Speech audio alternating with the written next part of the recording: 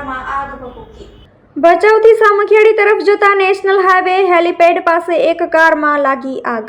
Bhachau fire team તાત્કાલિક ઘટના સ્થળે પહોંચી અને ડ્રાઈવરનો બચાવ કામગીરીમાં પોલીસ સ્ટાફ અને ફાયર દ્વારા કરવામાં આવ્યો હતો, જે ગાડીની એસી ચાલુ રાખીને સૂઈ ગયા હતા, જેનો બચાવ કરેલ હતો। કલાકોની મહેનત બાદ આગ પર સંપૂર્ણ કાબુ મેળવાયો હતો।